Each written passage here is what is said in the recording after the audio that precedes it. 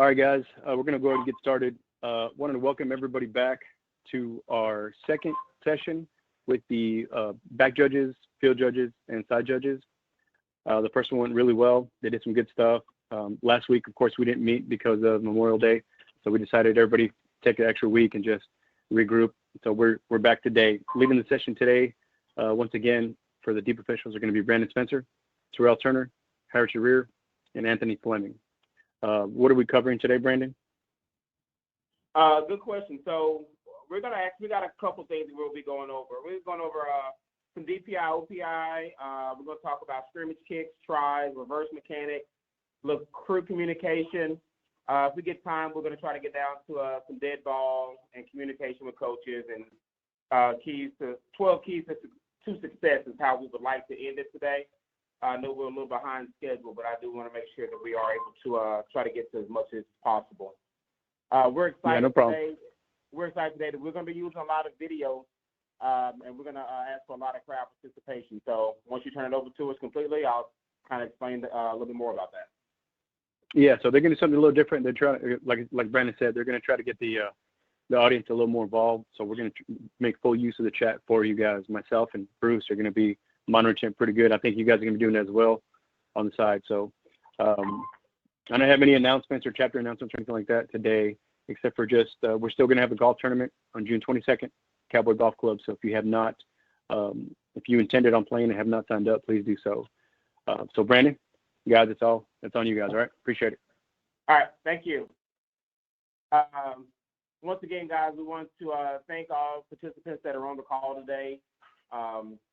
And like Xavier said, we completely agree and feel like all of the parties have just done a tremendous job with this virtual learning and where we are today. So we definitely want to take the time to thank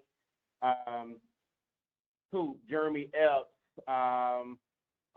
Wasserman, George, Frazier, all the guys, Jack Coons, Josiah, all the guys that have taken the time to, take the time out of their days, like Xavier said. I mean, this has been a great thing. I personally picked up so much. So without further ado, there is one other thing that I would like to lightly touch. We know that the country right now is in a tough situation with, things that have taken place.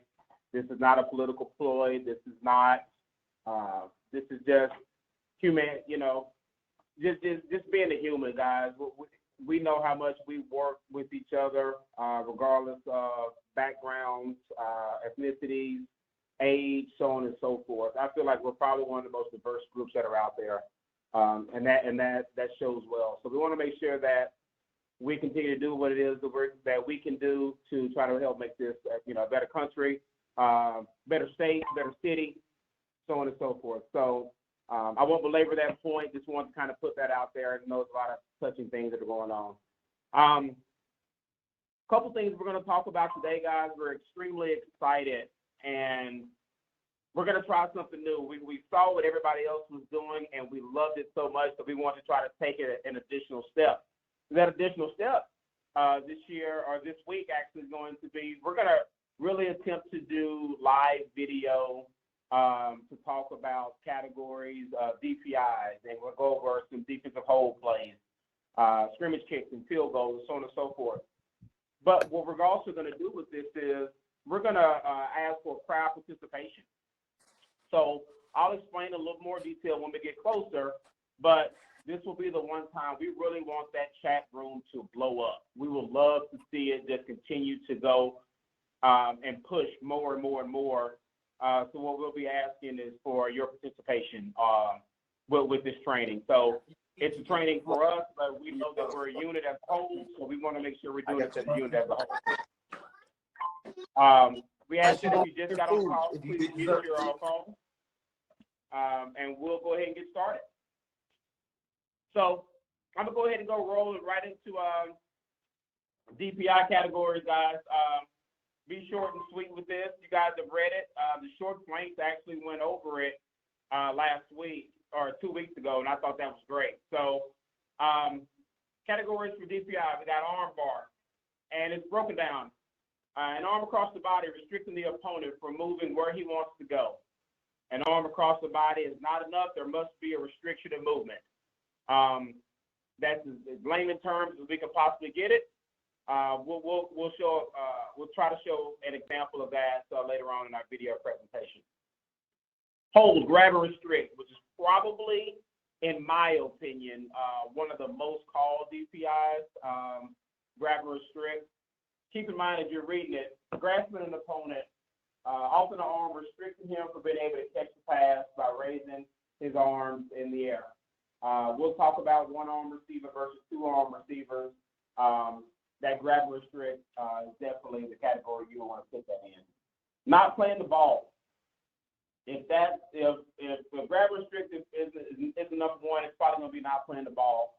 That's just your defender. Just honestly, he's playing the receiver, not playing the ball. It's the way it reads. He's not making a bona fide effort to reach the pass. Usually not looking back for the ball. He's contacting the opponent, restricting him from moving where he wants to. Possibly knocking him off his path, trying to beat that receiver there in that spot and not giving him an opportunity to make that catch. Playing through the back, contacting the opponent through the back, restricting his ability to touch the pass, even if making an effort to touch the pass. You see a lot of that. Back judges, you'll see a lot of that, a lot more in the middle of the field. Not to say you can't see it from a deep wing perspective. That's going to be that tight end trying to do that 10 to 8 yard curl, and that linebacker, that safety kind of coming through, playing through his back. So those are the type of things that we'll be looking for, in that. Hook and turn. Notice that is a two-word explanation or two-word category. Hook and turn. Hooking the arm around the waist, shoulders, and turning the opponent, restricting him, from his efforts to touch the pass. An arm around the body is not enough, guys, and you'll see it. Somebody trying to put a hand out and just touchy-feely. That is not DPI. That defender he's allowed to touch and put hands on that receiver as long as he is not. What you'll look at a lot of those explanations is restricting, taking something away from him. You definitely want to look for that. So hook is not enough. You must turn him. Hand around the waist is fine. But when he turns them, now we have a foul. Cutoff. Cutoff is a difficult, probably the most difficult defensive pass interference category. You don't see a lot of them, and when you do, you're not real sure if you actually have that cutoff. So when you see it, there's maybe one where you got to really stop and process. So as I read the definition, a player cannot position himself to restrict or prevent an opponent from moving forward a pass, even if looking back for the ball. Keep in mind those last parts, even looking back for the ball. If you cut that receiver off, a lot of times that defender will try to bail himself out by looking back at the quarterback to try to fool us as officials, stating that he was actually playing the ball when, in fact, he was actually just trying to cut that receiver off. Couple things that are not pass interference.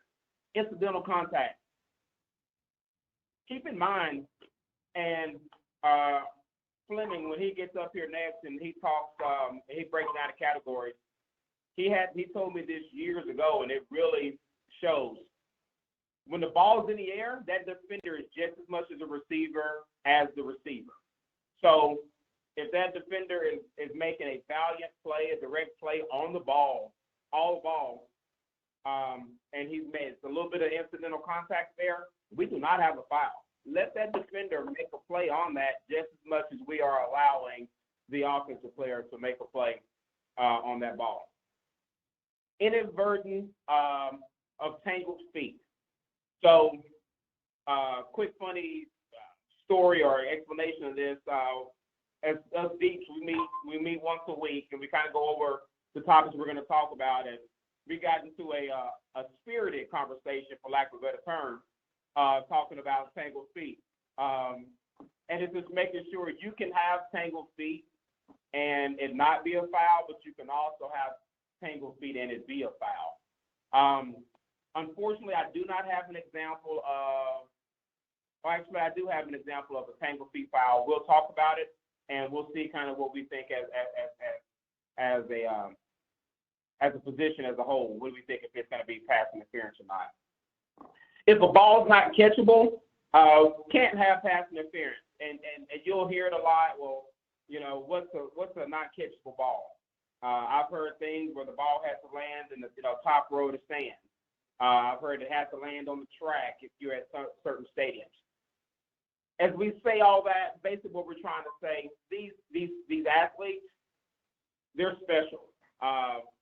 DFW, we have some of the best athletes in the country. Point blank period, we all know it. So I think we have the top 2 or 3 receivers in the nation of receptions and yards. This lets you know we've had some of the top quarterbacks. We swing the ball around all the time, and we have seen one-handed catches. We've seen toe taps. We see it all.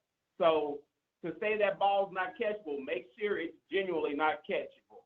Make sure that Granny in the second or third row has actually made, she can actually catch the ball, or it hits the stands, or it's in that, lane 8 of the track. So those that land in the field of play, that's still going to be a catchable ball. Those that land close to the sideline could still be a catchable ball. And importantly, it may not be you as the covering official that actually states if that is a catchable ball or not. It may be it should be an off official to help you with letting you know if that ball is catchable or not. Last one is more of a question. Is face guarding DPI? We hear it a lot. Some of the old school coaches talk about as face guarding DPI. It is not. DPI, face guarding is as legal as it comes as long as you don't make contact with any of those, with that eligible receiver and can't put any of those other categories. We don't have anything. We'll move into offensive pass interference, and then we'll get to the fun stuff where we show a little bit of video here. The offensive pass interference is actually a growing foul that we're seeing out there more. It's a tactic that a lot more receivers and coaches are coaching. Receivers are getting very good at it, and we should see an uptick as a whole in officiating. Not necessarily saying all in DFOA, but just if you're watching a college game or a pro game or some of those nationally televised games where you get the opportunity to get all the 15 different camera angles, you get to see a lot of the tricky things the receivers are being taught these days. The obvious one is blocking downfield. That is probably the easiest of the OPIs. It's point blank period. Once that receiver, that eligible receiver, gets beyond the neutral zone, we have a 1-yard buffer that we typically like to go off of. That 1-yard buffer kind of keeps you in line with your short flank, and that is a lot of time when you're talking to your downfield official or upfield official, however you want to word it, and you want to make sure that your key was within a certain yardage. That may be one where you may not have a foul that first time, but you definitely want to communicate with your short flank and ask him, hey, where did he catch the ball, and where did you feel like that block was? They may have some information to help you out on that, and they may not. The pick play. So I have it wrote up as pick play because that's what they're really starting to get good at, and that is, some call it screen. Some where that receiver runs right at the defender, acts as if he's actually going to catch a ball. He may even turn and give the hands out as if he's actually trying to catch the ball. But we know good and darn well he's actually going to take that linebacker off of that slot trying to get to the out. So that pick play, it's been huge. You see it in the pros. You see it at your top tier college, and it's trickled down quickly to UIL now in DFOA and the schools that we officiate. So be on the lookout for that. A keen eye, especially when you're that 6th and 7th official, it's huge. You make a living off of that. You actually can see that a lot, where that one receiver goes in and makes a block on one of those linebackers where you typically see it.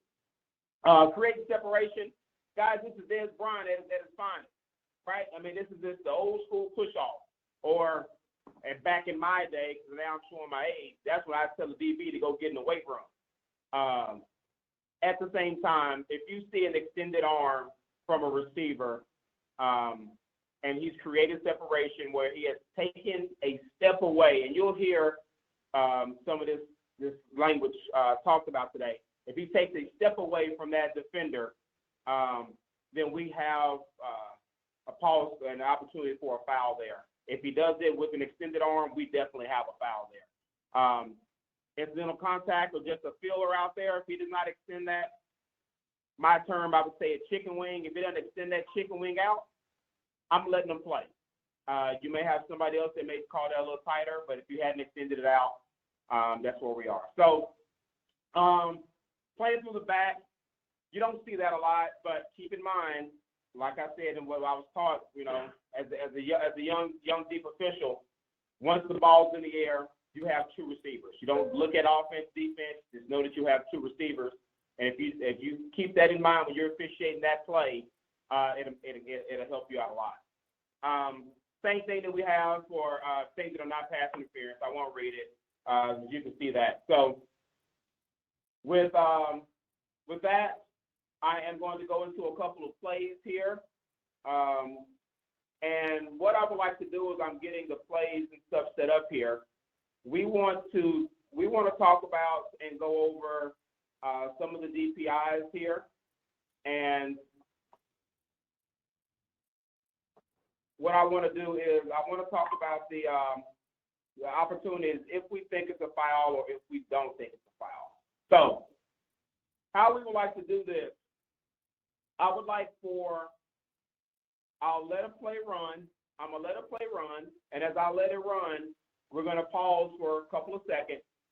And I just want we're going to simple moderators, if you could, A, if you think it's pass interference, and B, if you do not. I would like to see that in the chat.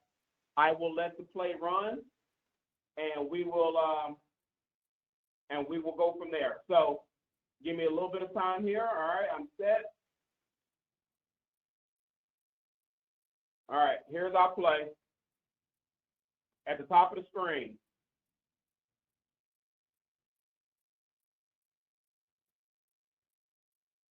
We'll get a couple of angles here. Give it a second.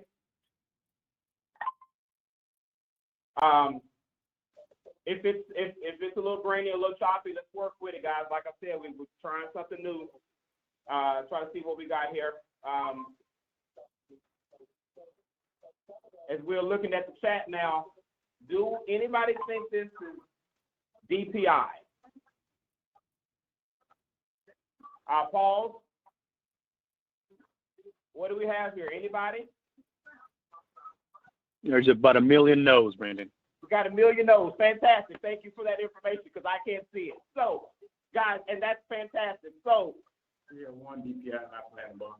If it possibly was DPI, the category would have been cut off.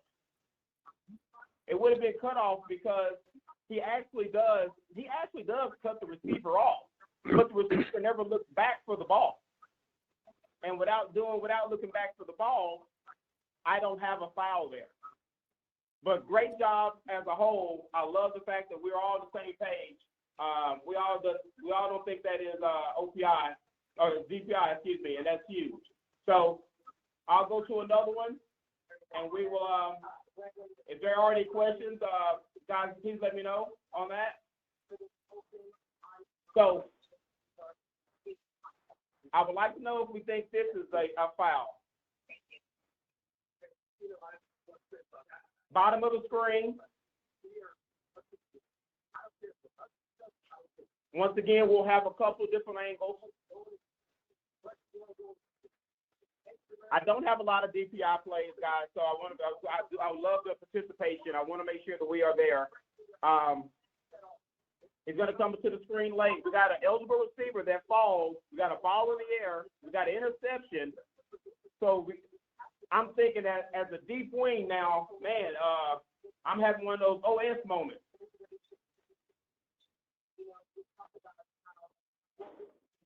Like, what do I have here? Want to make sure the most important thing. Want to make sure that we're not taking away anything from the team if we do have a foul.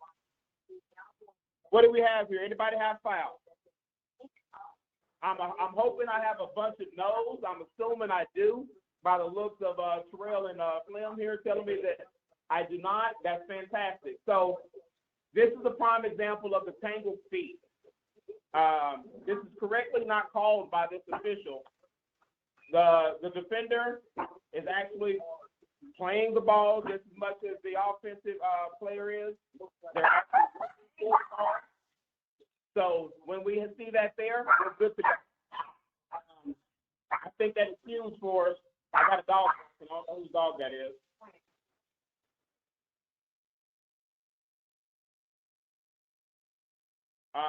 So before you go on, we're talking about tangled feet. Usually tangled feet is not a foul if you have two players that are side by side, stride for stride. You know, they run down till their feet get tangled up. If a defender is beat, he's trailing receiver, and his foot catches the back part of a receiver's ankle or the heel of his shoe, and the receiver goes down, you do have pass interference because the receiver at this point is beat. And so just because we say tangled feet, there's no foul, well, that's the case that when you have tangled feet, it is a foul. If a guy's beat and their feet get tangled up as he's moving downfield, then yes, you would have a foul for pass interference with tangled feet. That's correct. If both, what did Rick say? Yeah, Rick Skaggs. Yeah, you brought up a very good point.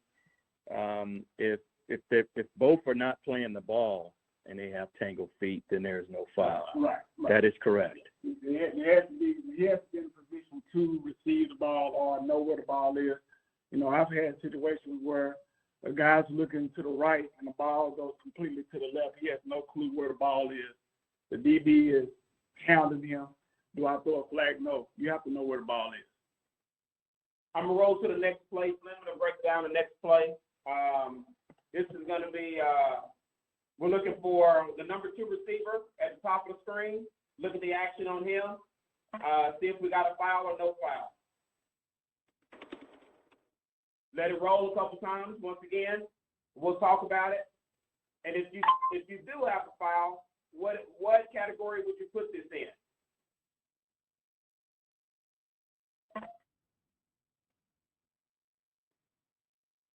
Now, I will tell you that we do have a foul, but I would love to see the categories that are being put out there. And the important part about knowing your category, that's why we went over the categories first. So if we know that we have our categories, if we can't put a foul into that category, then we don't have anything. But in this case, let me break it down a little bit more about what we have here. All right. So we had early contact, guys. It was early contact where the safety saw the ball. He got excited. He thought he was going to beat him to the play. Come to find out, he was a little short. So these are the examples of what we have here. I got one more DPI play, and we'll go to the next category. While Brandon is setting it up, there was a question. Please clarify, both are playing the ball, but the DB is trailing and the feet get tangled. Foul or no foul? There's no foul. No foul. If they're both looking for the ball and going upfield and their feet get tangled, that's fine. But what I'm talking about, if you have a DB that's in chase mode and he's running trying to catch up with a guy, if he clips the back of his foot, that's a foul. But if both of them are running upfield, both of them are looking for the ball, then you just got two athletes trying to make a play on the ball. Last one for OPI categories, guys. We're at the top of the screen. Receiver 1 at the top of the screen. DPI, I apologize. DPI, I'm getting ahead of myself. OPI is next. That's why I'm getting ahead of myself.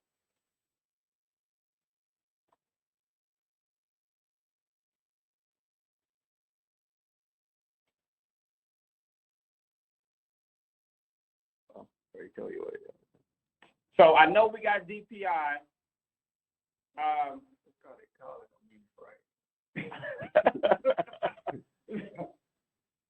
I know I have DPI here. I have a category you guys would like to put this in.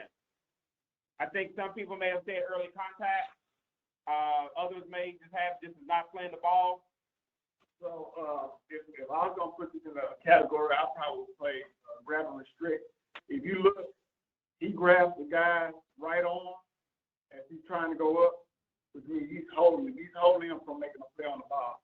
He's not playing the ball. I mean, so he has a couple of different categories. But if you look at him, see how he's pinning that right hand to his side, number 2 pinning his hand down. So what you have is grab and restrict. Hey, Flame, is that Corey that threw that? Yeah, Luxman. Yeah. All right, guys, we're gonna roll over to OPI. We only have 2 OPI plays, and then Fleming will take over for our defensive holding.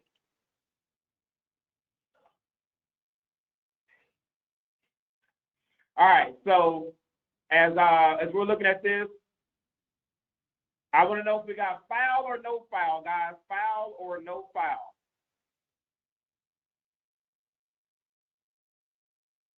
It's at the top of the screen.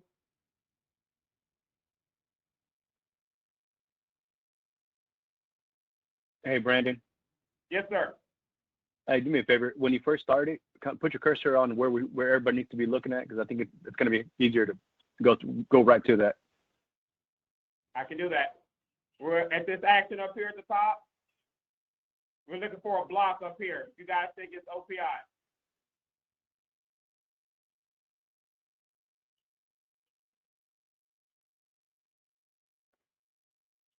Do we think that's enough for OPI? I see a lot of no's, and once again, guys, that's phenomenal. That's where we want to be with that. I see what the deep wing saw on that, but that definitely was not enough on that play. So did it meet the category of being beyond 1 yard? Yes. Did he take anything away from that defender? No. He's kind of standing there. The defender's kind of standing there. The defender's not making a valiant play towards the ball. Even though the pass is being thrown, I don't have a foul there.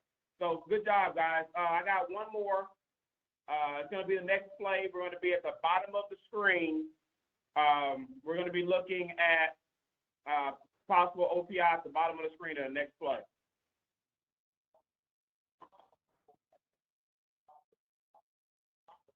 I apologize for the sound.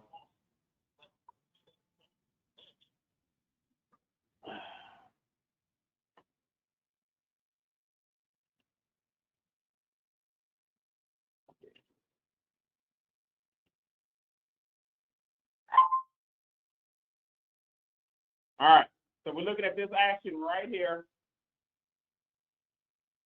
Is that enough for a foul?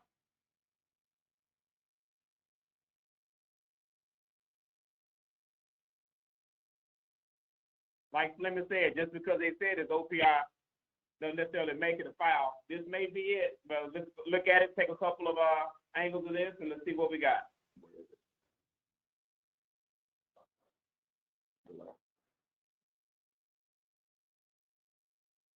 It's going to be in this area right here. Look at number 2, I believe, or number 3. Is that enough for a foul? I see some no's. I see some yeses. I see some no's. All right, let's talk about this one a little bit. I'm gonna play it one more time, guys, and we're gonna roll on because I don't want to take up the whole thing with just this. It's gonna be coming in on this side over here.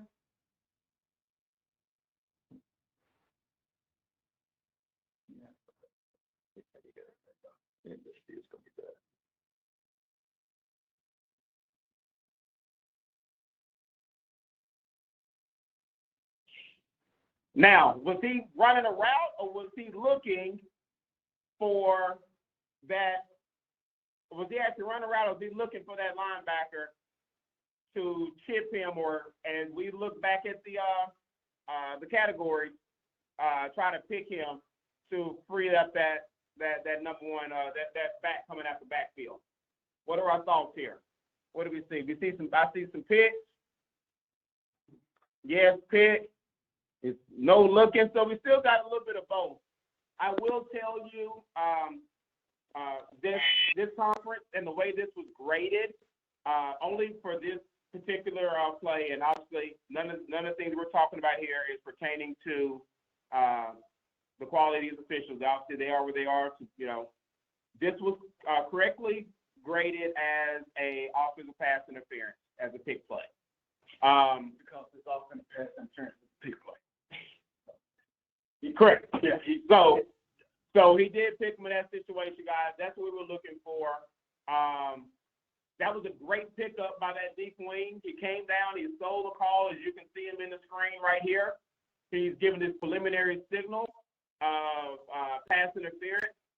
He'll give a signal of pass interference, and he'll point back towards the referee so he knows that it's offense. If he had pass interference against the defense, obviously he would signal the opposite direction. I've talked enough. I'm going to give the floor to Fleming. He's going to talk about a little bit of defensive holding. We do have a couple of plays here. We're going to go over with defensive holding.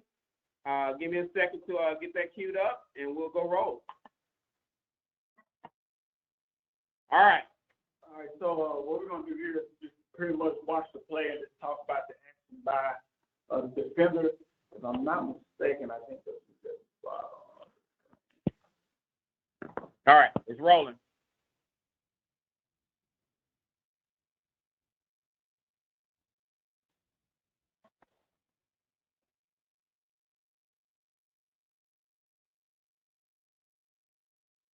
All right, go back. Oh, we don't have. Can't go back. Yeah, I go.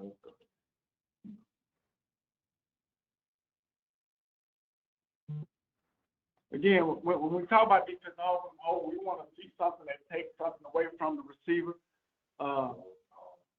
Just because he grabs a guy doesn't mean he takes a step away from him. Here, the pass is thrown outside, but they're talking about the guy that's going upfield. That receiver's job was to clear out space underneath, and so the DB never took anything away from the guy.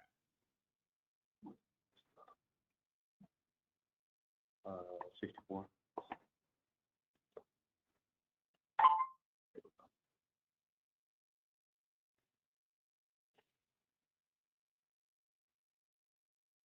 All right, so we look at the guy that's coming.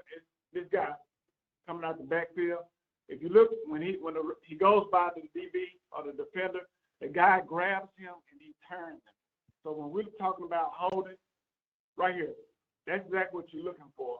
This guy turns him completely around, and the quarterback is looking in the area. So our steps when we see defensive holding from a deep official's perspective, when you see the hold, you look back for the quarterback. If the quarterback is in the pocket, he's looking that way, or hasn't thrown the ball into another area, then you have a potential for defensive hold. What you're looking for is that if the quarterback is looking that way and he has to pull the ball down and go to another receiver, you want to throw that. If he's looking that way, or he's looking off and then he comes back to that receiver, then again, you have a defensive hold and waiting. But you always want to look back to the quarterback to see where he is to make sure that you have a foul that's affecting the play. And so the steps to make sure that you're understanding or seeing where the quarterback, and because your pre-snap, when you get your receivers and know where they are, you need to identify whether or not the quarterback is on the center, if he's in the shotgun, if he's 3 or 4, how deep he is, because once the play starts running and you get a hold and you look back for that quarterback, he's not going to be exactly where you initially started him prior to the snap. So knowing what type of position he is, if he's on the center, well, I know in a certain type of route, he should be 3 yards in the backfield. He should be 4 yards in the backfield. If he's in the shotgun, he may be a little deeper, but that'll help you identify exactly where the quarterback is. So when I see the defensive hold, I have an idea where the quarterback is, so I can make a determination of whether or not I have a foul that I want to throw on. That's a good point, Flem. So basically, it's a two-step process. Two-step process, yeah. This one here is at the bottom. And so here we talk about the two-step process. We have the DB at the bottom that grabs the receiver. He looks back for the quarterback. The quarterback pulls the ball down and he runs towards the same receiver where the holding the curve here. So it's the tight end. This guy, he comes off the line of scrimmage. DB grabs him and pulls him down. The quarterback, when you look back, the quarterback is looking that way. He pull it down and start running. You have a foul at this point for defensive holding. And of course, we know the enforcement of this foul is going to be from the end of the related run. And it's not an automatic first down either. A lot of people think that it's automatic first down because it's 10 yards. It's only automatic first down if you have a pass that's thrown that crosses the line of scrimmage. Untipped. Yeah. You won't behind the lines. Untipped behind the lines. Gotta give me 60. Give me go to the last one, then we'll move on. All right, last one for this category.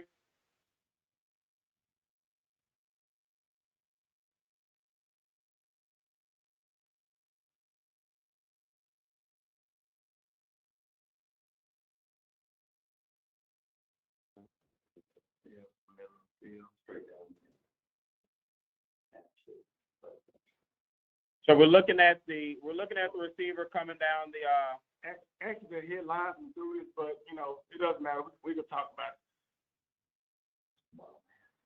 So if you look at the receiver, the back that comes out the backfield, that's why I said when he grabs him, he restricts this guy and he's keeping him from moving upfield. It's possible that you can have a hole that turns into a DPI again. But that's what you're looking for. You want to look for something that takes a step away from the receiver that affects his ability to be a ball player. All right?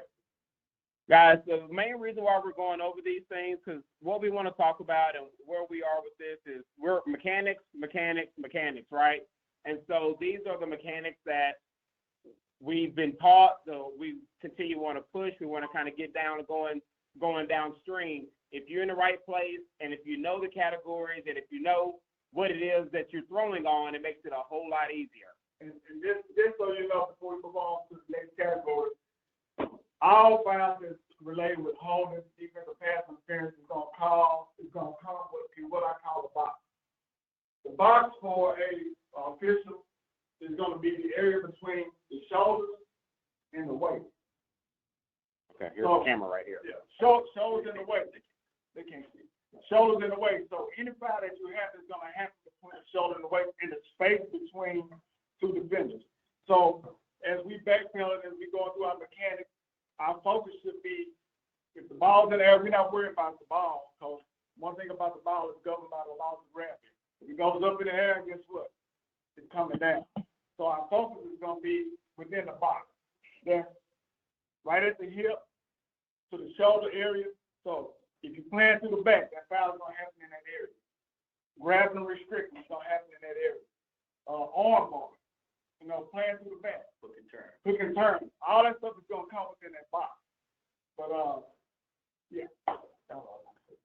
All right, guys. So we're going to roll into our next segment part here. We're going to get to a little bit of a scrimmage kick. So I hope you guys enjoyed the DPI, OPI, DH. We don't get to see a lot of it as a deep official on film. It becomes very difficult to see. So without further ado, go ahead and let Howard. He's going to take over now and talk about the scrimmage kick. Okay, thanks, Brandon.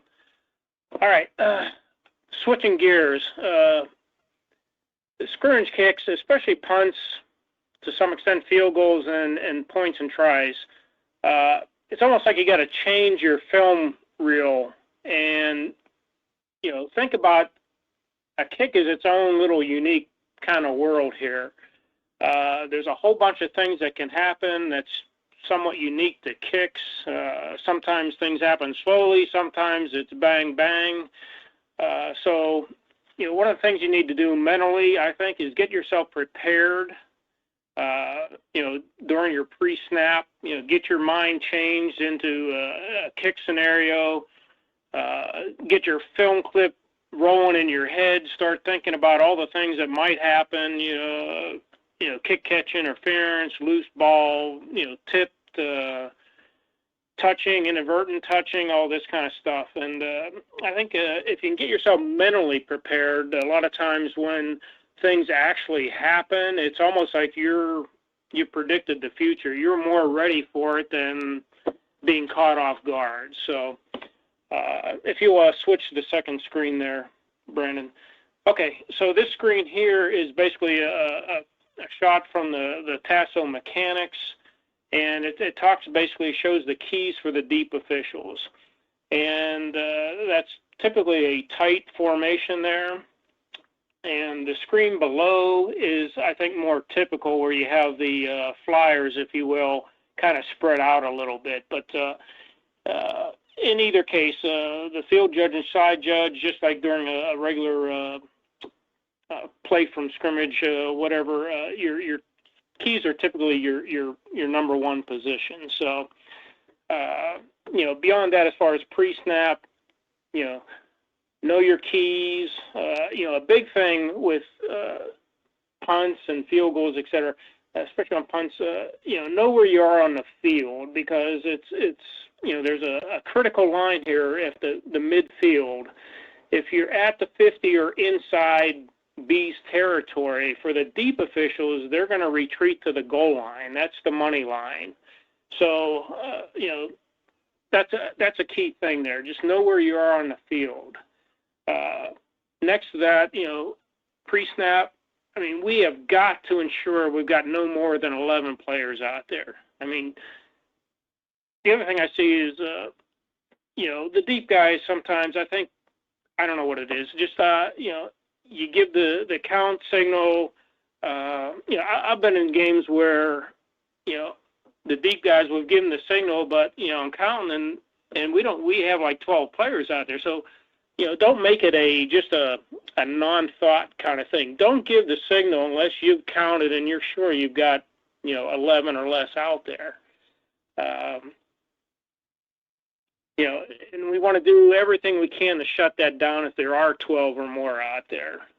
We want it to, shut down before the snap, if at all possible.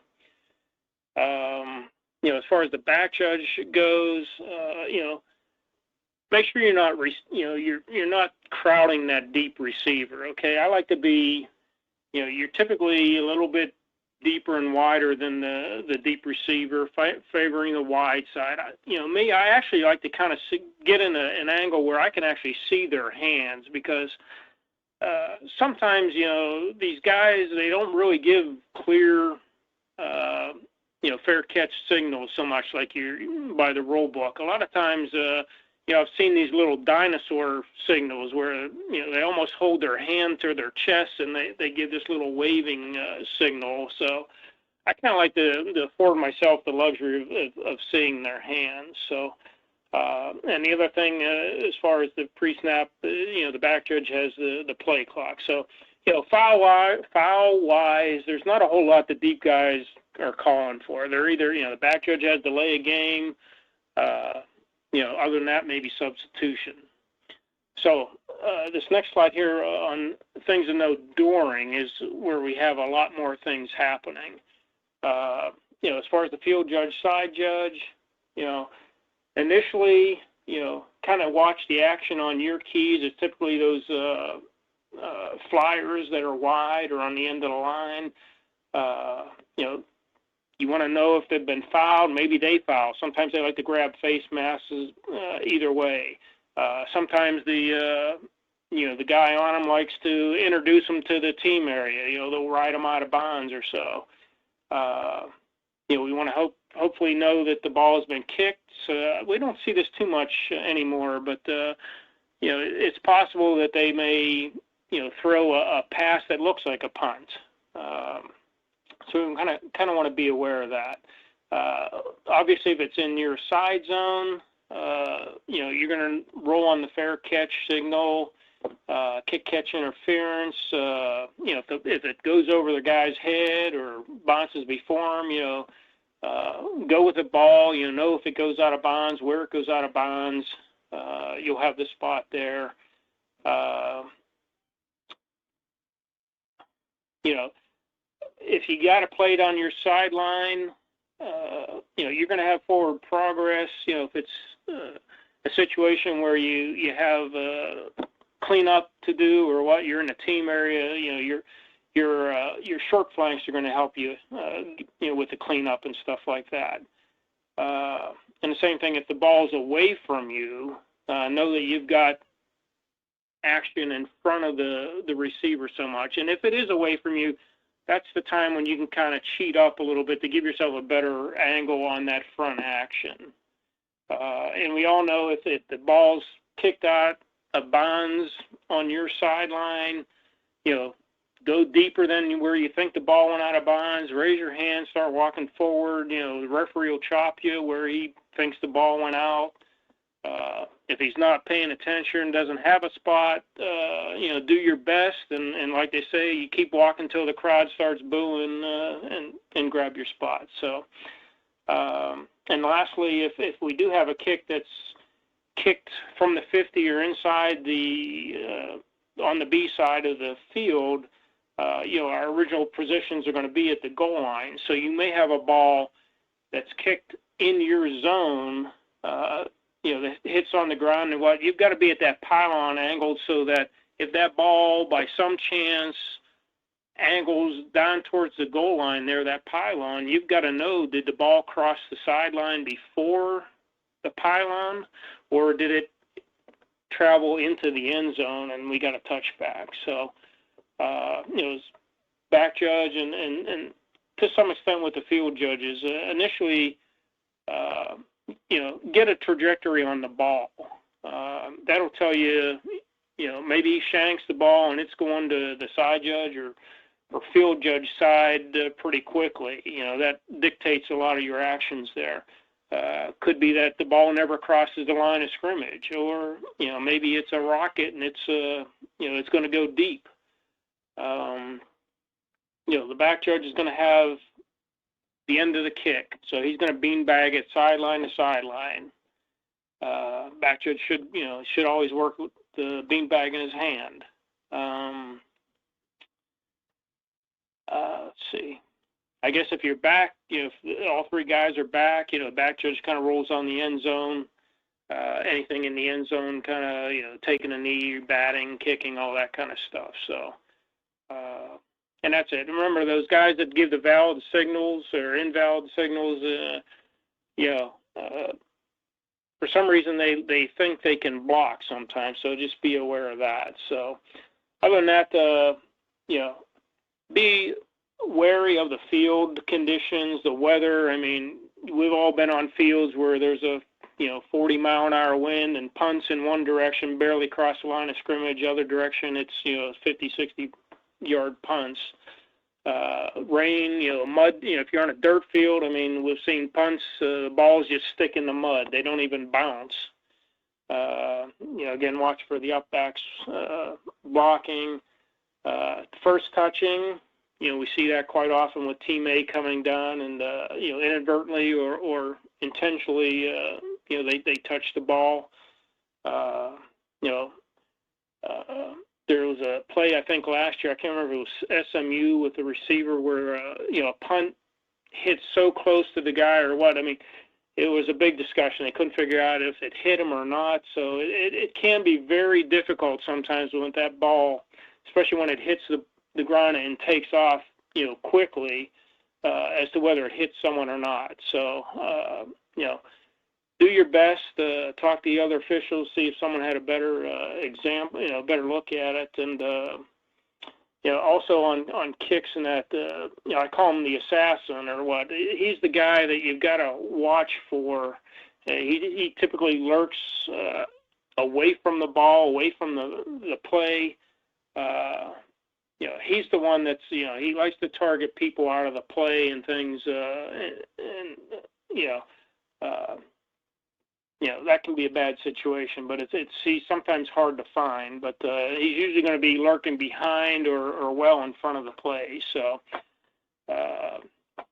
if you do have a foul, you know, your referee's going to ask you where when did it happen? And typically for the deep guys, it's usually going to be during or during the punt or during the return. So typically the back judge will cover the flag if thrown by either the side or field judge, and if the back judge throws the flag, make sure one of the other guys got it covered. You got multiple flags, sorted out before you go to the referee. And same thing with loose ball scrambles. If you have first touching involved in any of that, make sure you get that all straightened out before you talk to the referee. So again, you got a lot of things happening on kicks, and if something weird is going to happen, it's usually going to be on a kick. So that's all I'm going to talk about, I think, on the punts there, Brandon. So we'll go to field goals and extra points and things like this. This is my Where's Waldo screen for all us high school traditionalists. Waldo's hanging behind the X here. So, but this screen is a pretty good clear shot of the key responsibilities on either field goals or punts. The back judge and field judge are going to have the two wide guys on the end of the line there and announce the numbers that you got. So if you do have a busted play, hopefully you remember the numbers that you shot out and they match up with who may or may not have caught the ball. Side judge, he's got responsibility for his side of the line a little. He can help out with stuff going on with the center. We know that's basically the umpire's responsibility, but he's going to be looking. Side judge, he's got leaping. You don't want any of these defensive guys, jumping or climbing on the back of the defensive guy in front of them, trying to get some elevation there. We all got to be wary for busted plays because that can turn into a mess pretty quick. And lastly on field goals more so, just especially the longer ones, you have the opportunity where the kick is going to be short, and just remember that's still a kick. I mean, sometimes the defensive team will put a receiver back or someone back deep just in case it is short, and they're free to catch the ball and run it back. And same thing if it's if it's deep enough that it's in the end zone. If it's in the air, fine. You can either down it or try to bring it out. But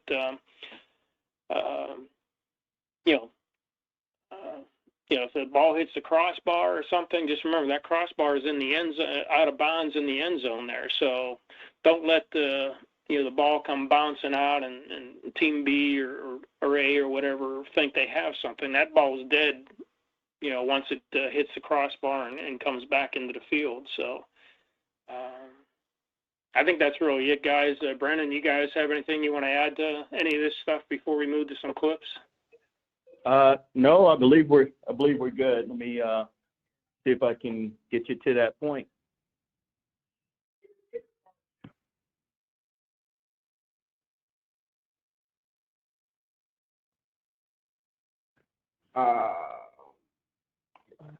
Sorry, Howard. Which one do you want? First clip. Did we get all chat questions answered before we move on? Was there anything else from the audience that we need to address before we move on? There was a question about 12 on defense. As we know, college has changed the rule. I guess, Bruce, do we know if there's a UIL exception on that or not this year, whether it's a live ball or a dead ball foul?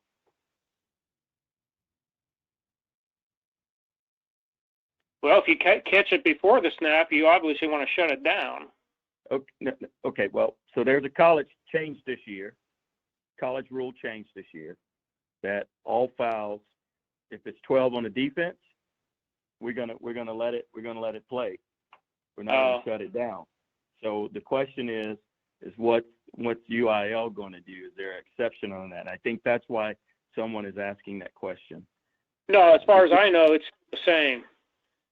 Okay, so we're gonna. Yeah, if you catch it, whether it's a point after, a point after attempt or field goal, I mean, it's just like any other play. You got 12, shut it down, before the snap if you can. We don't want to, zap them with a, 15-yard illegal participation thing. We want to shut it down if we. Yep. Okay, got it. We'll shut it down. That's what we're going to do. Okay. Okay. Let's see. What is this? And for the new guys, we got some of these film clips are actually some of the past training clips. So I think it's a good idea if you haven't already, or go ahead and get out on the huddle and review all the training tapes from last year, because a lot of the things that we're talking about in these training sessions this year, there's some excellent examples in some of the training clips, and you'll find them under the practice sessions each week. There'll be like I forget what it's called, training or something to that effect. So this first clip, I think, was taken, I think maybe the second week that we went to 7-man, but it kind of highlights reverse mechanics. So you can roll that clip there, Brandon.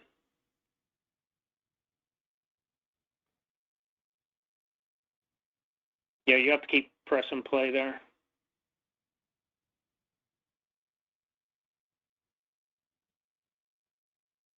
But and again, this is like the second week we've been going to 7-man, so we've all gotten a lot better since then. But this clip kind of emphasizes reverse mechanics, and basically when you go into reverse mechanics, your short official is supposed to have the goal line responsibility, and your deep flank is supposed to have forward progress. So.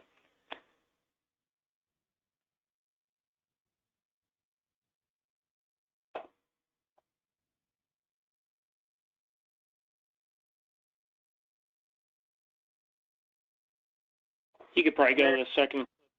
Yeah. Okay. I love the video on this. This must be 4K or something. This is out of McKinney.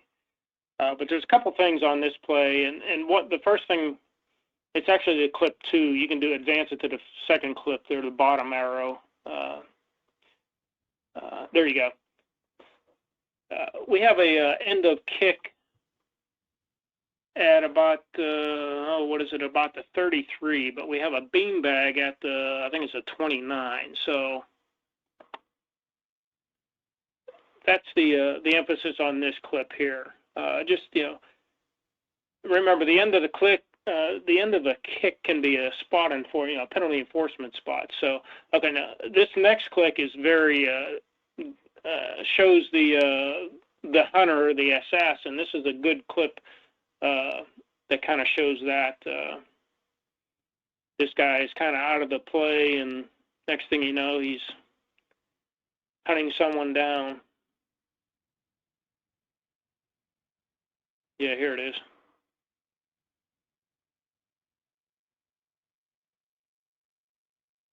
It'll be off to the left. There he is, right there. There you go. This guy's against the grain of limb. So typically, again, for whatever reason, those guys seem to lurk in the either behind the play or well in front of the play.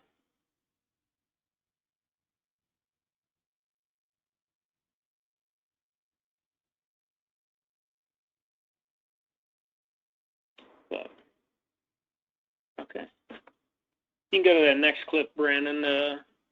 Trying to remember what this one is. Dead ball.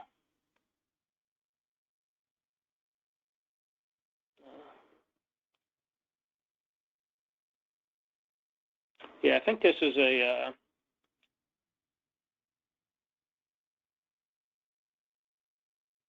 think we may have had this will show like a block in the back, and then punt returner's knees down. There's the block in the back there.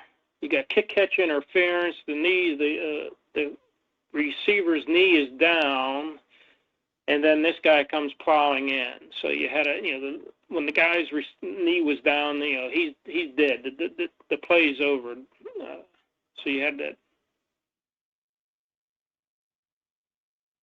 So never stop officiating. This multiple things again happening on one play. All right. You can move to the next clip here. again, the next clip is going to be a punt that's, I think, inside the 50. So the deep officials are going to be back. What is that? No, this is something else.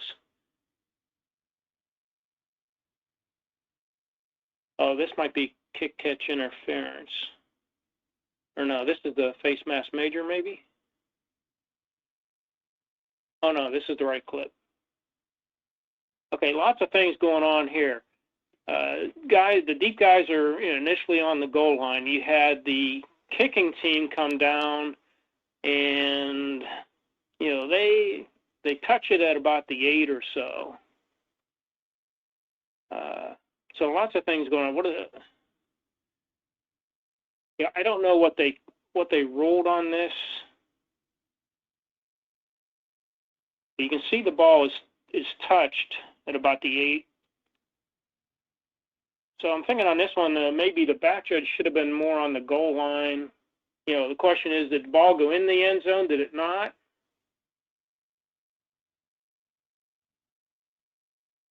Any of you guys have anything to add to this clip here? Yeah, actually, it's my experience that the back judge, your sole responsibility is the football. Not necessarily to be concerned with the goal line in this particular play. The deep wings are already there. So you want to make sure that you can rule on, like you said, when that ball is first touched. But I do want to make sure if that back judge if he's on the goal line there, he's blocking the view of one of the other officials. Now, if he has it boxed in, I'm okay with that, but he does not need to initially be there. He would actually get there. So in that situation, I mean, now I can tell you from my experience, you don't want 3 officials right there on the goal line like that. I mean, like I said, because you're blocking off one of their views. But I do agree with what you were saying with that, just to make sure that you can decide and determine when that ball was first touched. And on this play, you can see, I don't know if field judge, side judge, but he's moving around. I think on this play, he should be straddled, he should be nailed on that goal line. I don't know why he's walking back and forth. That is correct, and that is a good point. So if you're on that goal line as field judge or side judge, you hold that goal line. The back judge has the ball, because that goal line is very important if it breaks the plane, as we all know. So he walks up, the ball is still live. Well, the back judge is shutting it down. There's no reason to move off that goal line in that play if you're the field judge or the side judge. And I can't tell from this. Hey guys, Howard, just to clarify, just so everybody watching understands, would you explain to everybody where everybody should start and where everybody should end up on this play exactly? Because I think this happens a lot more than we think. People come off to try to follow the ball a little bit as opposed to staying where they're supposed to be. So you guys want to add a little bit to that? Yeah, well, like we said, again, when we started this thing off, that 50-yard line on these punts here, if it's on the 50 or inside B's, if it's B48 or so, the deep guys are going to be on that goal line there. So as the play develops, a lot of times these plays are, these punts are short of the goal line. Sometimes they're in the end zone. I think on this one here, I can understand the back judge was trying to cover the kick. I don't know. I just some weird things happen there, but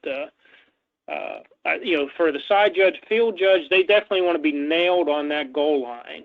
They don't need to be moving back and forth. The back judge, if that ball goes into the end zone, if there's action in the end zone or so, end line, or if that's involved, he's going to be covering that. But and I'll go ahead. Xavier, I apologize. I missed the question, but I got it now. Anytime the ball is kicked from the 50 and going in, I am on the goal line and I'm playing it there. I'm not moving at all. I don't move until the ball has been possessed by the receiver and he has made movement forward into the field of play, meaning he has to catch. So now it's no longer a kick. He has possession. Once he's taken, I'm giving him 2 steps. I am slowly moving. And I mean slowly because the spot's not going anywhere. I know I have the spot. I want to hustle, not hurry. And I know we've used these terms before.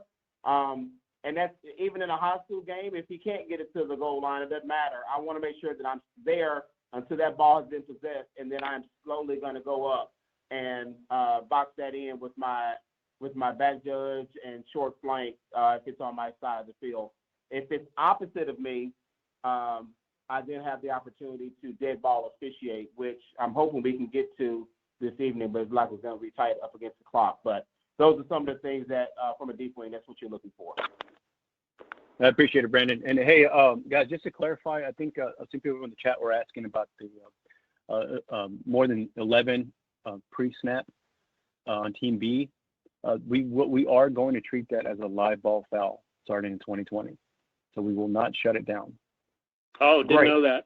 So we're following the college rule. Right. Okay. Correct.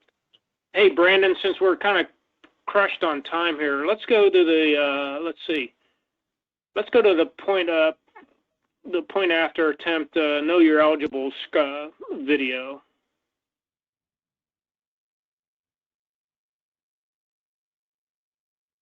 Yeah, this was another training tape clip. So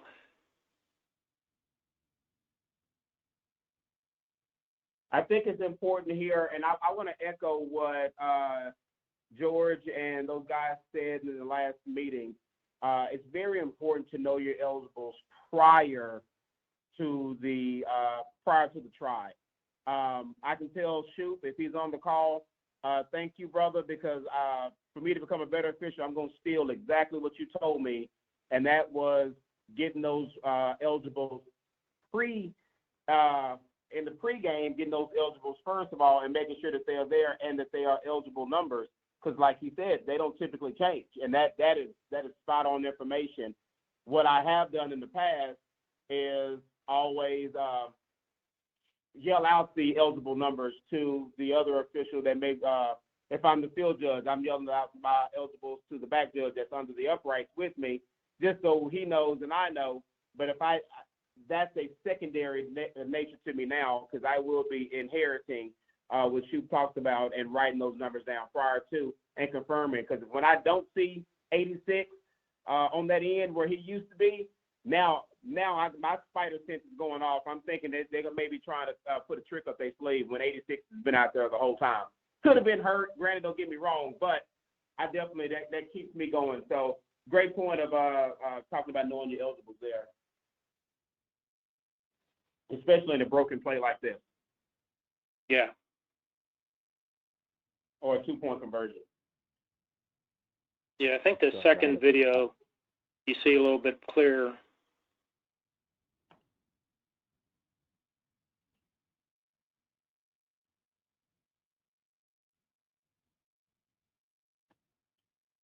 So this is a traditional hideout play. This is nice right here. I might put this in my Madden game. I like that. Where did he come from? Where did he come He was from? a center, I think.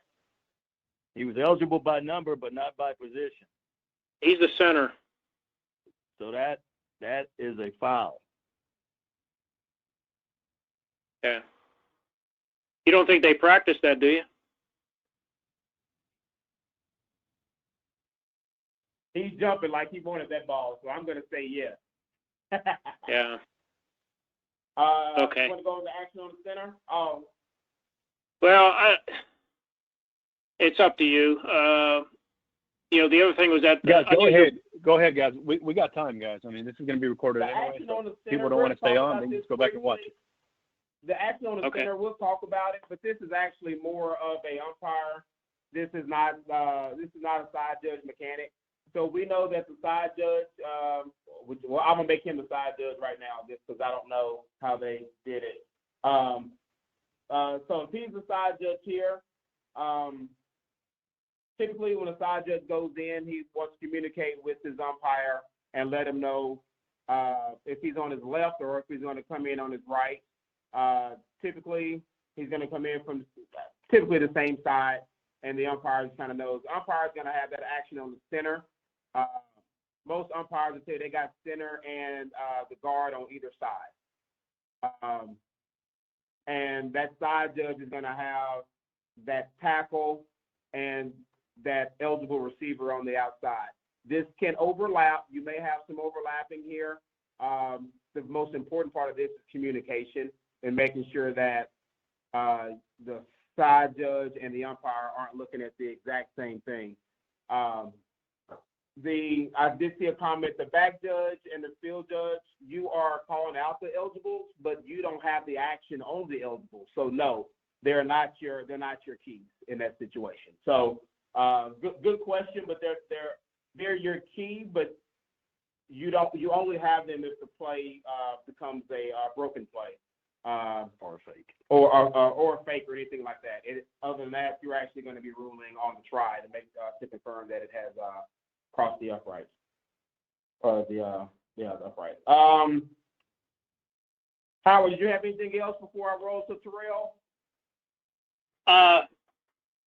No, not given the time. I'll tell you what, Brendan, what we talked about,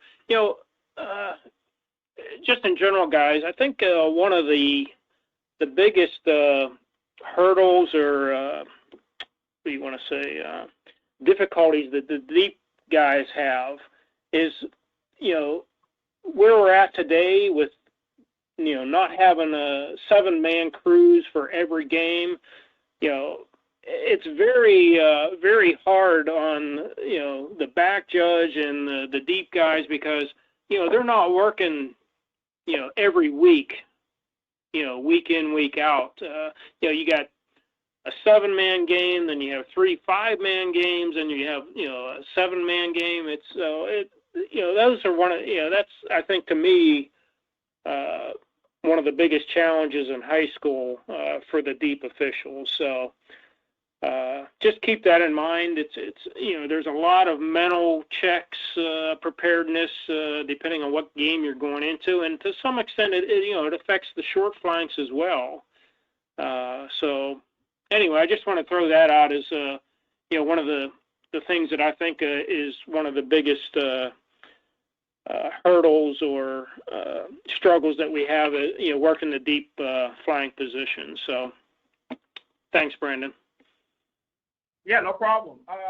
We're gonna roll to Terrell. We got a couple more slides we're gonna roll through, guys. He only has 2 or 3 slides. I know Xavier said we're good on time, but we do want to respect everybody's time. And y'all, those that are in Dallas, you got a curfew, so you better make sure you got your butt home in time. Without further ado, we're gonna let Terrell talk about reverse mechanics. Great, thanks, Brandon. So 3 things I'm gonna talk on tonight: reverse mechanics. Let's see, what's the other ones?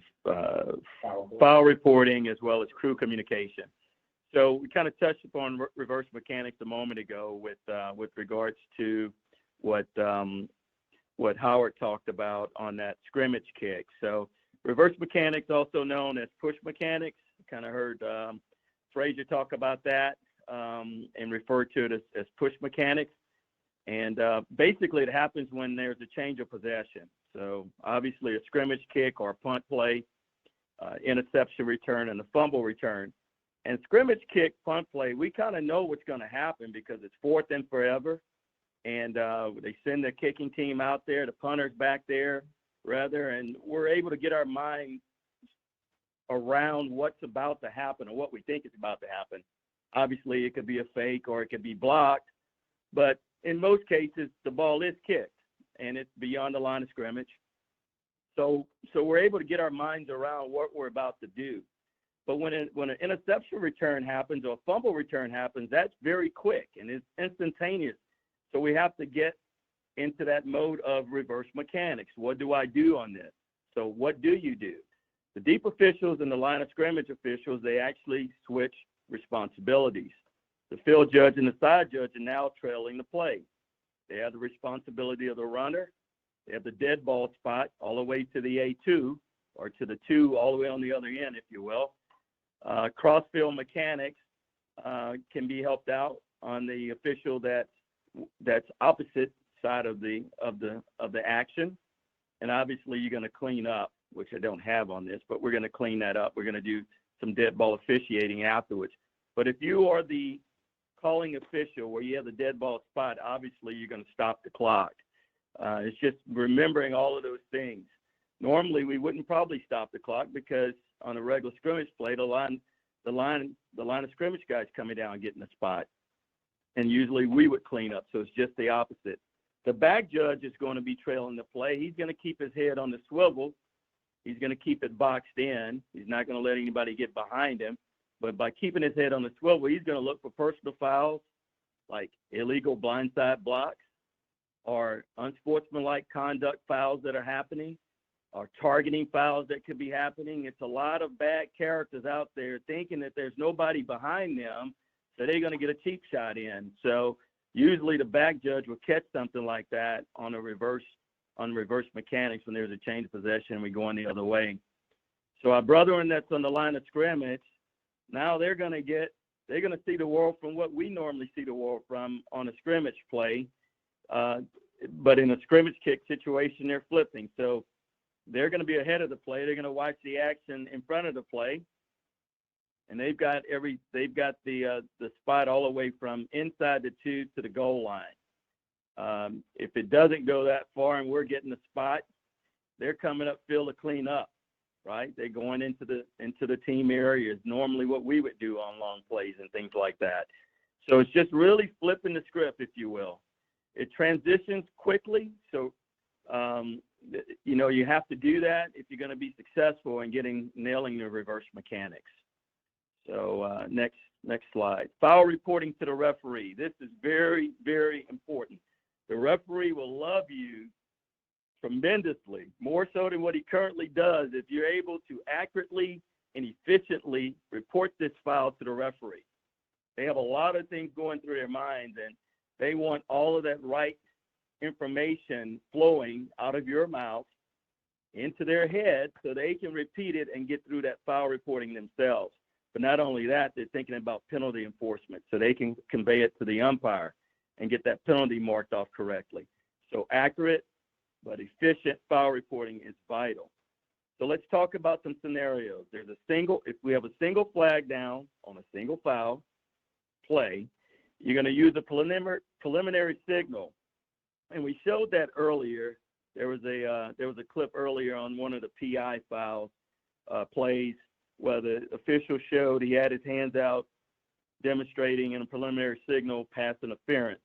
So you want to use a preliminary signal, then you, and in most cases, you're going to use the official communication device, or the O2O, for those of us that are using those this day and time.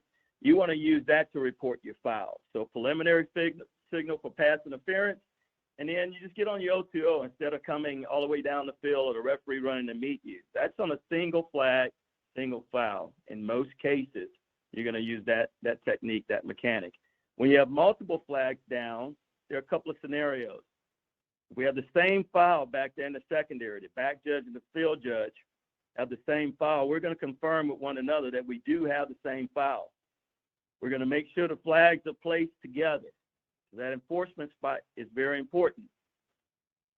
Also, one of those officials, just one, not both, will go to the referee face-to-face and report that foul. No preliminary signal.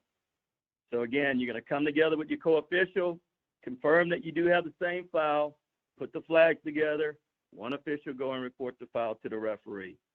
Let's talk about multiple flags down on different fouls.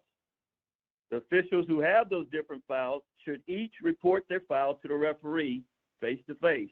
No prelim signal, because it's not gonna matter if you've got multiple fouls down and you're given a prelim signal. You both go to that referee, you tell him what you have, then you guys can decide what's happening here with this foul.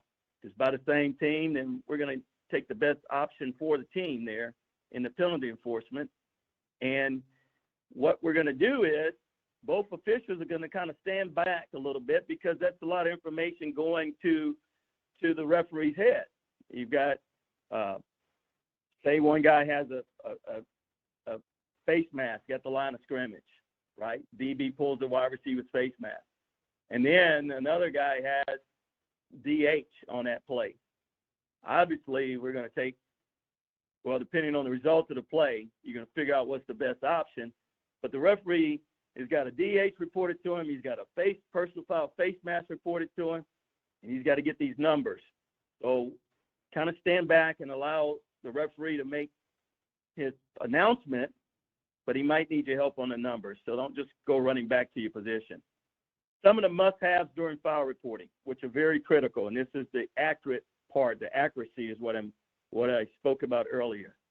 When, what, who, where. You have to have that information. You have to give that information. When, what, who, where. When did the foul occur? What is the foul? Who committed the foul? And where's the spot of the foul? If you give that information, you're going to help the referee flow through his announcement, and everything is going to be very efficient.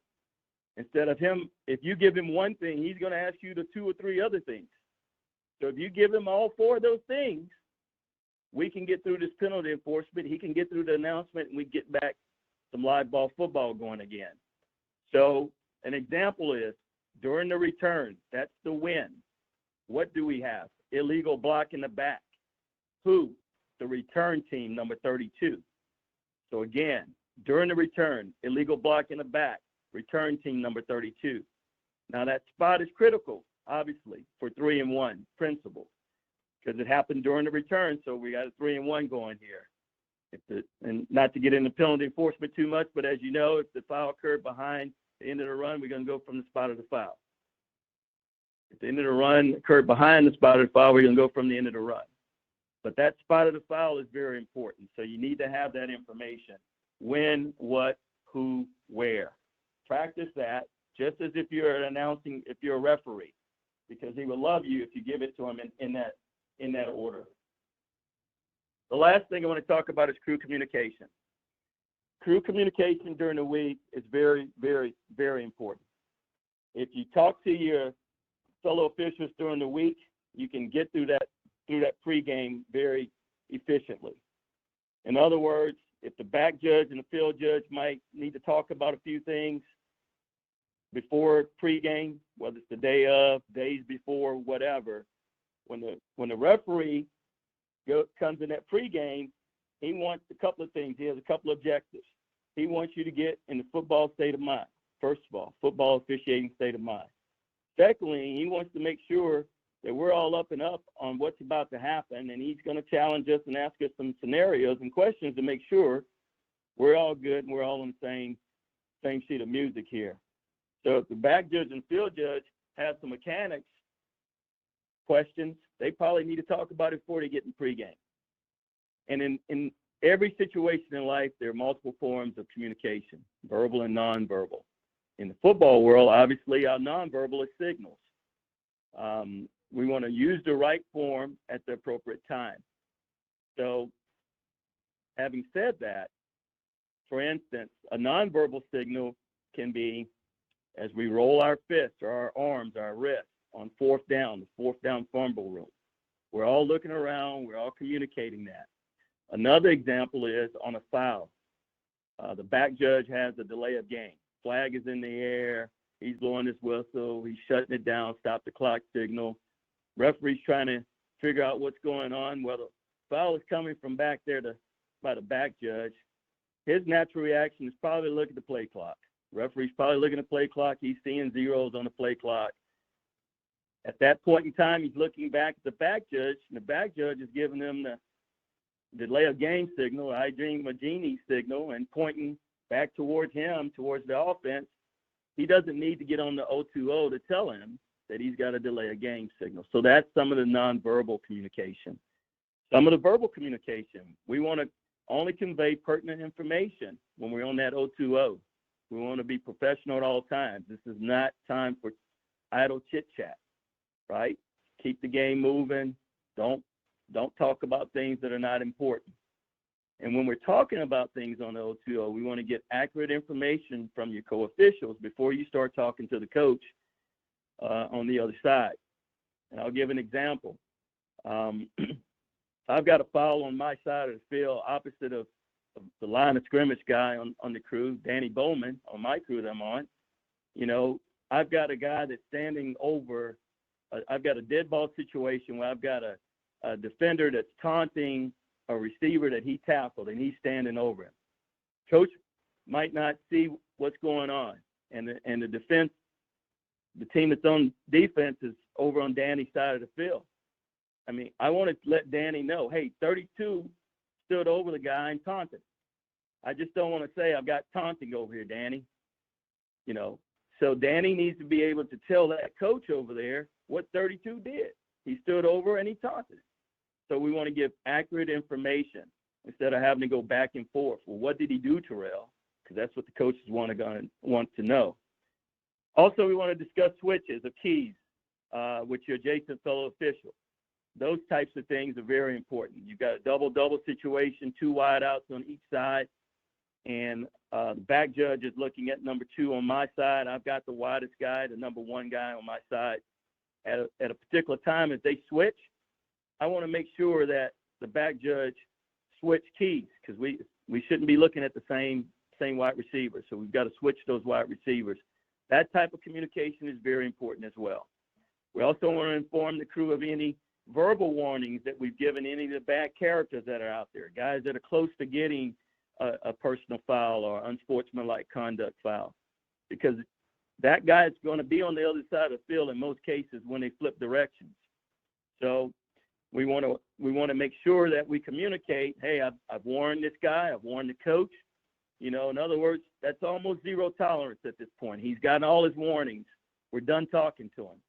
But he might be on the other side of the field, so the other guys need to know that. We want to step up if we think there's a mistake being made. Be a crew saver. It could save the crew. Talking about it later, talking about it in the locker room, talking about it at the local restaurant after the game doesn't do us any good. If you think there's a mistake, come in and make sure that we got it right, okay? So that's very important.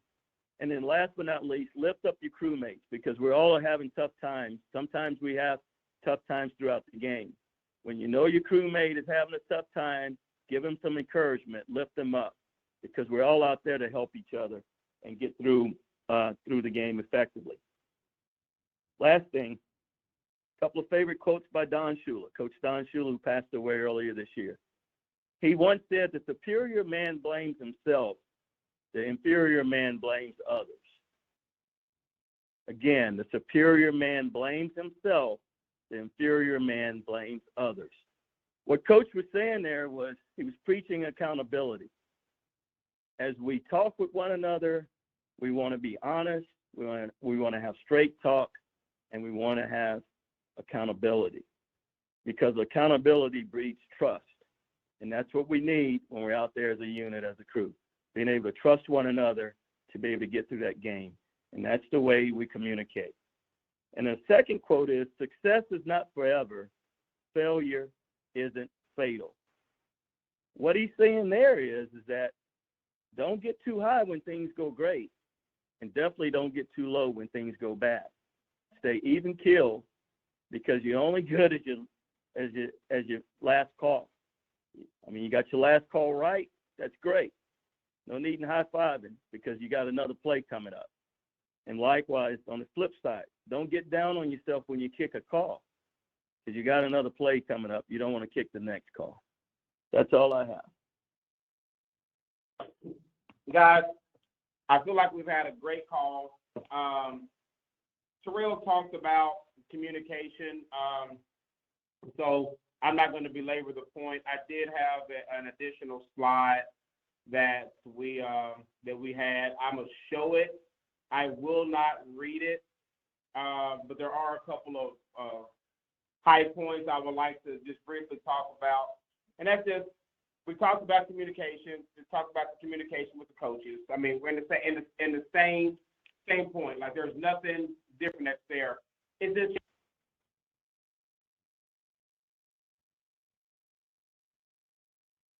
things that we can do to actually help the situation. We can communicate with the coaches, guys. We can genuinely, truly do that. I'm a big proponent of truly communicating with the head coach. That does not mean disagree or don't speak to or belittle or just completely ignore the assistant coach, especially when there's a little yappers. But if they are asking me a legitimate question, hey, official, who'd you have that foul on? I had it on 24. Or I believe it was on 24. I'll confirm that for you and get back with you. there's a way to kind of talk to them, without, belaboring and going down that path. So we were talking about communication. I definitely want to put this slide up for you guys to kind of see it. I think it goes hand in hand with a lot of things that Terrell just talked about. So I still feel like it's huge. That communication still goes back and forth amongst the crew, like Terrell said. But when you are ruling on stuff, on the sidelines or getting information from a co-official, just get it to the coach, get it to him politely, get it to him, accurately. And if you don't have the answer, a coach will respect that more than anything than you making it up. So if you can't get it, when you can, get it to him. We understand the importance that the high school coach has in Texas. So we tend to take a little bit more. And I'm not saying that's okay or not okay. That's the choice that we've made. And I think we've done well by doing it. They are our customer, but at the same time, don't be disrespected. And in reverse, don't disrespect them. Last slide for us tonight, guys, because we are over where we wanted to be. 12 keys to success. I'm a firm believer in anybody that, any mentee that I may have had, I have shared this with them. This was shared with me. So I definitely want to pass it on. These are not my words. This actually came from Mike Pereira. I feel like it's a great read. If you haven't seen it, I think you should. And definitely when you go back and you watch this on YouTube or you watch some of the other virtual presentations on YouTube, I think it's important to grasp this information. A couple things that I really just want to kind of bring out. We talked about number 1, number 2, number 3, really. I like number 4. I think that's huge. It says, don't be good at rules, be an expert. We've had great questions tonight in the chat, cleaning up and confirming rule knowledge. That's letting us know as a chapter. That's letting your crew chiefs know that are on the call. Trust me, your crew chiefs are on the call, not just to learn, but also to see who on their crew is actually participating in this. This is now that time where everything's virtual. The rule book should be your best friend. I can tell you mine is in the bathroom with me, only because that's the only peaceful place in my house. So with that being said, and Terrell's laughing at me, with that being said, that's genuinely, that's where I read it. That's where no one bothers me. So never touch Brandon's rule book if you see him. Yeah, okay? Never touch my rule book, which is next to me right now as we do this presentation. And number 6, guys. Number 5, I'll go to number 5 real quick. Learn to enjoy the pressure. As an official, you're in round 3 of the playoffs, or it's a district game. We know what football is like in Texas. So learn to enjoy the pressure. It says just know before going on the court for a big match. The world famous tennis player Billie Jean King was once asked how she dealt with pressure, and she replied, "Pressure is a privilege." She loved the pressure, and we must learn to love it too. So I really like that. But the one thing that Xavier and Ricky and Bruce and everybody really wanted all of the instructors to genuinely break down were mechanics, guys, because as a chapter, that was an area we could really improve in. And I think the number 6 speaks to that the best. Never be out of position. If you got a good mechanic, that means you're in the right position. It's a whole lot easier to sell a call or to get a call correct if you're in the right position. But I can guarantee you, and this is the only time I'll guarantee, I can guarantee you will get a call wrong when you are out of position because you don't have the vantage point blank period. So 100% of the time, if you are out of position, that call is going to be wrong. So there's some other one there. And lastly, I think probably the most important thing is help somebody, guys. Help somebody. You didn't get to where you are by yourself. You were helped. Help others. Everybody has a mentor. Everybody has somebody looking up to, whether it's on their crew, whether it's in the chapter, whether it's in a position meeting. Make sure that you help someone the way that you were helped. With that being said, guys, I don't have anything else. Howard, Terrell, Anthony, Fleming, we all thank you guys very much for taking the time to spend this Monday with us. Enjoy your time off. Get ready because football is here. The satellite secretaries are emailing you now. Get your games in. I'll open it up if we have any questions. And I see some going through the chat. So, Xavier, Bruce, if y'all got anything for us, let us know. No, I think everybody on the chat is just thanking y'all for this is probably one of the best sessions we've had, guys. It was excellent. From the mechanics to the foul reporting to the video that you guys used and explained it and the way you guys interacted with the chat. I mean, it was great. One thing that I did want to point out, you mentioned a lot of stuff about the mechanics. We wanted to emphasize that. Guys, anybody can learn the rules, right? But when it comes to mechanics, that's going to separate you from your fellow officials. And that's going to make a crew look either really good or really bad. With the foul reporting and the crew communication and communication with the coaches, that is what makes us invisible. If we do that right, they don't know we're there. And if they don't know we're there, we're calling the game, then that's what we want. But guys, seriously, excellent presentation. This is by far one of the best ones we've had. So I appreciate all four of you guys, Terrell, Howard, Anthony, and Brandon. You guys did an excellent job, man. We all thank you. We appreciate it. Guys, with that being said, I didn't see any more questions on the chat. Like I said, everybody was just asking or thanking everybody for being on and for you guys doing a great job. So with that being said, I'll go ahead and end the session. Once again, guys, thanks a lot. Appreciate it. Thank you. Thank you.